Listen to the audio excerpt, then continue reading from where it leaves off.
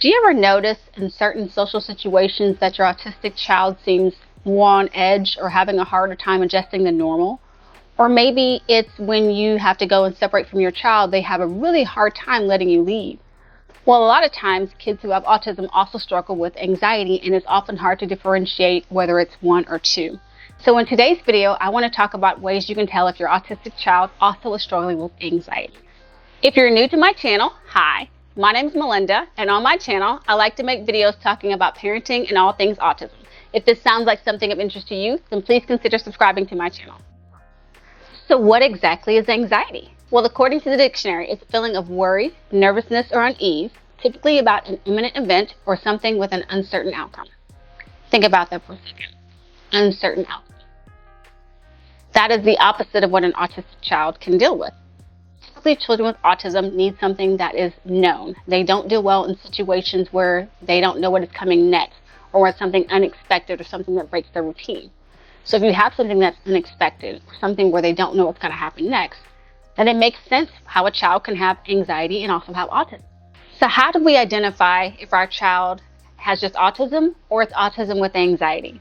Well, in case you don't know, I'm a psychiatric mental health nurse practitioner, but I'm also the mother of 2 autistic boys of my own. And I know in both a professional and a personal, being a parent, what I noticed was observing the behaviors that I noticed in my children. A lot of times, you're going to notice with autistic kids, again, you're going to have times where they have meltdowns, problems transitioning, adjustments having to be in new environments, social situations. But when you have that extra anxiety component added on top of that, those reactions are a lot more extreme.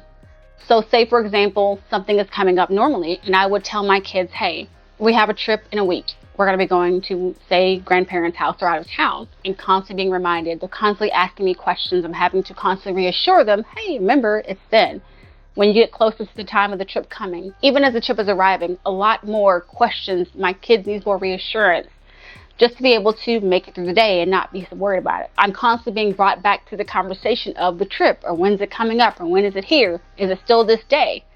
So a lot of times if you start noticing excessive top thoughts about things, or certain reactions or worries about things being more extreme, it might be a sign that there's an anxiety component added on there. Especially if you have more middle school to older age autistic children, another thing you might notice is, especially in those social situations, of course, we always have some of that component of some type of social awkwardness, right? Or them always not maybe knowing what to say in certain social environments. So when they also have anxiety, then they often overthink what they're going to say, in addition to worrying about reading social norms correct. So it might be that your child, even around the friends that they normally did feel comfortable, all of a sudden withdraw and don't want to interact. Or maybe when they're around certain family members and before they would be more vocal, they don't have a lot to say.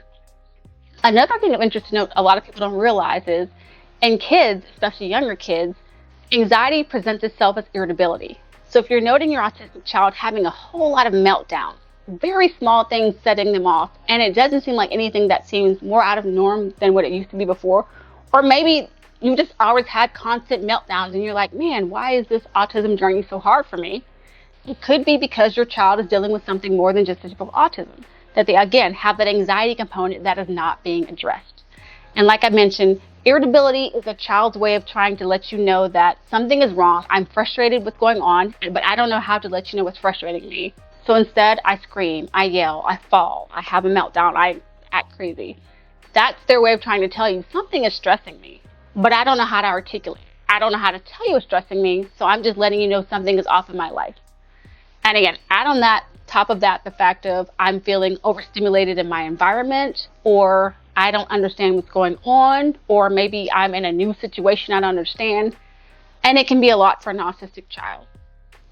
So again, these are just some of the things that I've noticed and seem to kind of let me know that, hey, maybe there's something else going on behind the surface, beyond the typical autism behaviors.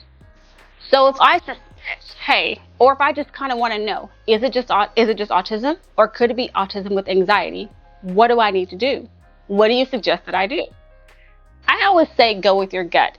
If for some reason you feel like there's something more, like, yes, I know my child has autism. Yes, I'm doing all the things. I'm reading all the books, using all the strategies, but my child is still struggling. I'm trying to redirect. I'm trying to reframe. I'm trying to give them prompts, tell them transitions are coming. I'm doing everything I can, but my child is obsessive in their thoughts, can't let things go, having a hard time, doesn't want to separate from me, always wants to be around me. I'm not able to even do things away from my children. And you're like, we can't live life like this. Then I suggest you reach out to your primary care physician, or if you have a mental health provider you can see, to have your child assessed to see, is there something else going on besides autism. It's better to find out and have them tested so it can be addressed than just to assume it's just autism behavior is the reason they're acting the way that they do. Again, at the end of the day, the treatment for it can vary depending on what you decide to do with your provider. But at least you know and have all the information so you can make sure you make the best informed decision best for your child. Well, that's all I have for you guys. If you enjoyed this video, please make sure to give it a big thumbs up. And if you're new to my channel, make sure to please subscribe. I put out new videos every Sunday, and I wouldn't want you to miss a future upload. If you have any additional questions or concerns for me in regards to anxiety and autism, please make sure to comment those down below. And also, if you know something about this or you've seen this in your child, let's start that discussion down in the comments below. All right, guys, thanks for watching. Bye.